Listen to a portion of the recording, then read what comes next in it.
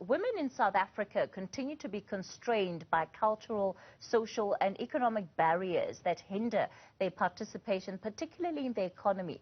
Studies by the International Labour Organization show that smaller gender parity levels can lead to prosperity within nations. Well, let's talk about how South Africa has actually done in as far as the economic emancipation of women is concerned. We're joined by academic and businesswoman Dr. Mamphela Ramaphele. Dr. Ramaphele, good evening to you, and thank you so much for your time tonight on News at Prime.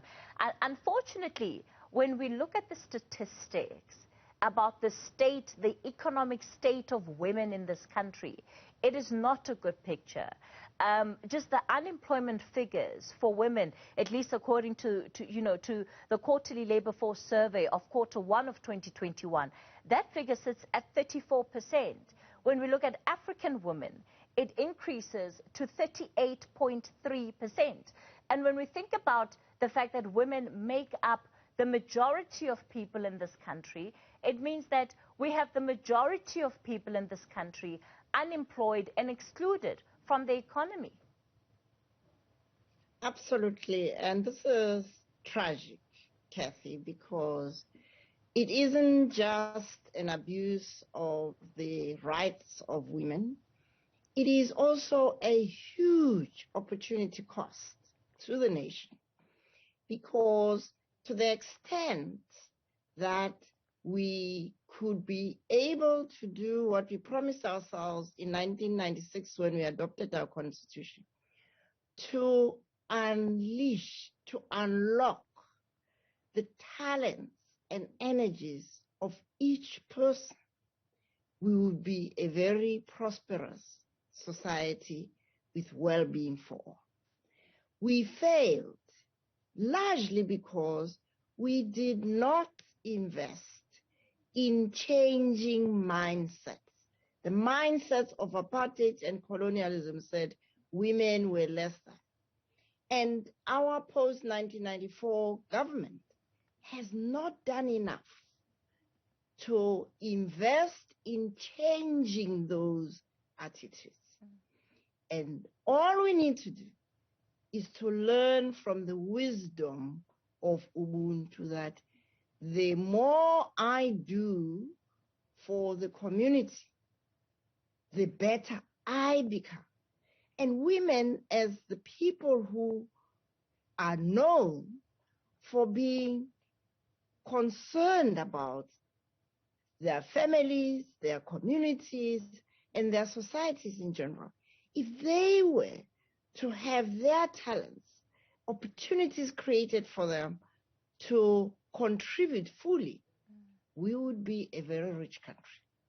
One of the sectors that had been identified early on in terms of its long-term success and projections was education. That if we invested in education, if we invested in getting young girls in schools, then that would lead to better economic outcomes. While that could well have been the case in terms of increasing access, it's not changing the bottom line in as far as the kind of opportunities that women are able to access. What do you think we're not doing right there? The most important problem of our education system is its value system.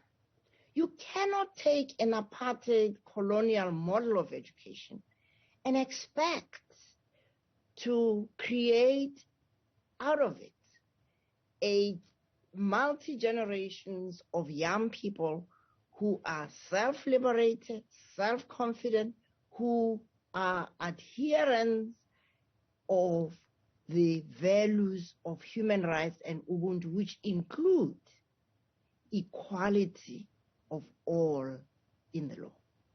Now, we have missed several opportunities to transform our education system, but it's never too late. We have enough models of school systems that have succeeded in the poorest areas, Cathy.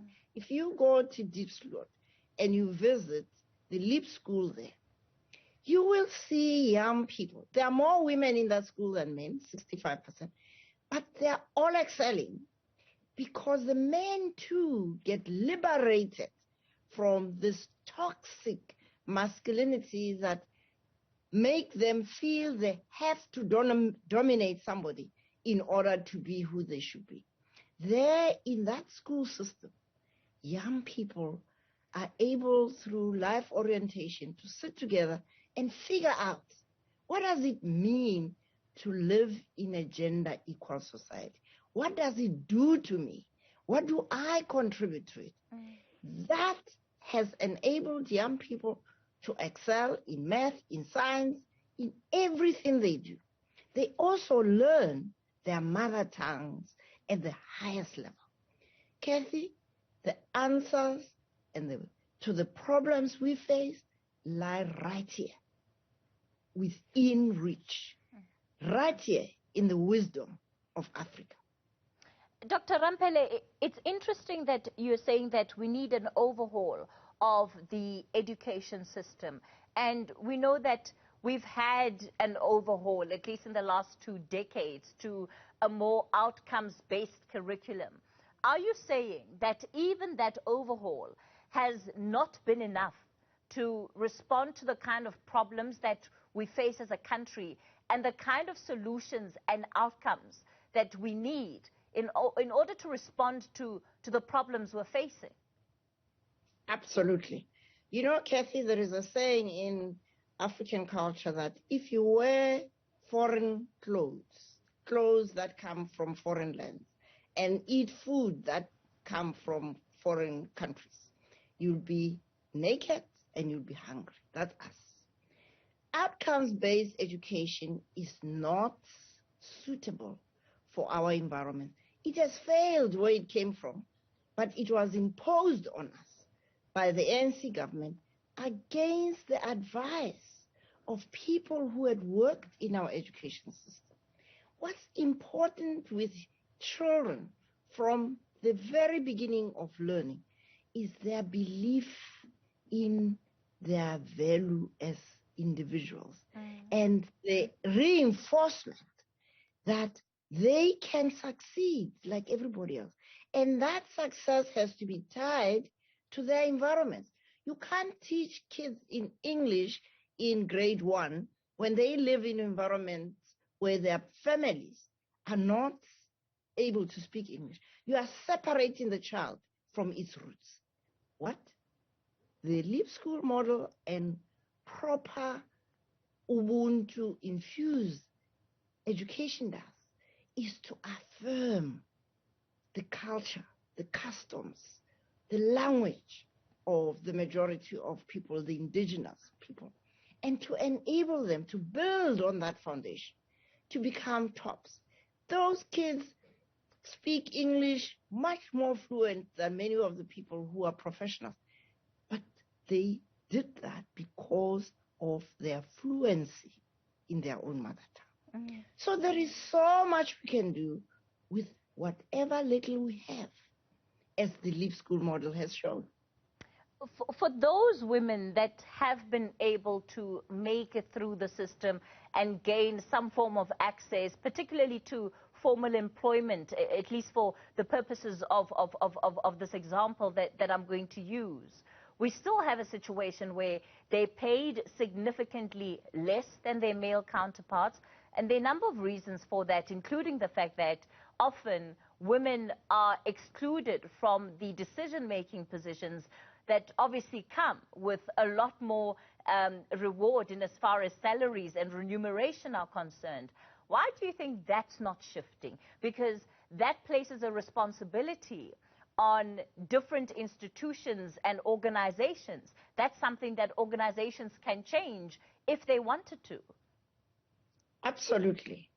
But organizations are getting away with it in the private sector because our government has not shown the decisiveness in demanding that the precepts of our Constitution are translated into practices in both the public and the private sector. And also what has happened is that those precepts are not even embedded in our education system, in our training, even at higher education level, in our training of professionals, in our public sector system. People just don't understand the value that the interconnectedness, the interdependence, and the respect for human dignity does to enhance productivity, to build trust, to unleash the talents of everybody because they feel at home.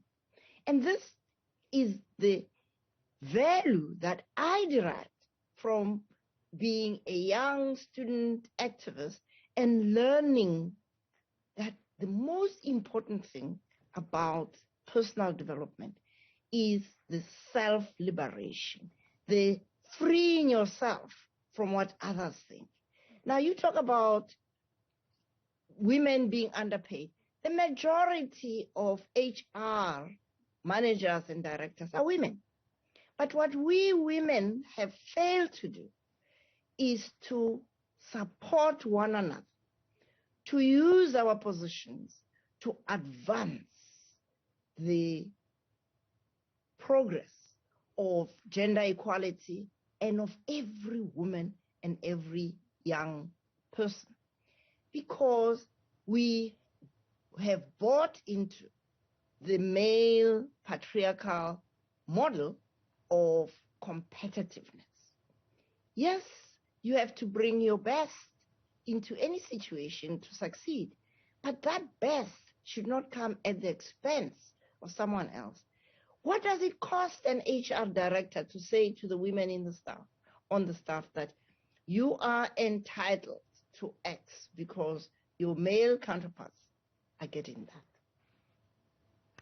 Dr. Ramaphele, you make such an important point, and I think I also just want to draw a little bit on your work as an activist over the years, campaigning for different issues, including some of those that we're talking about tonight.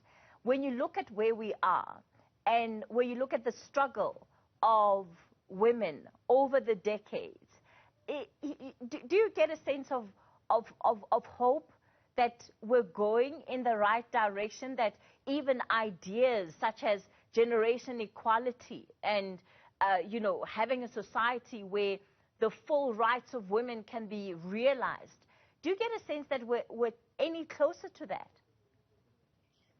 You know, Cathy, I derive my hope for a future which we can all be proud of from my engagements with young people.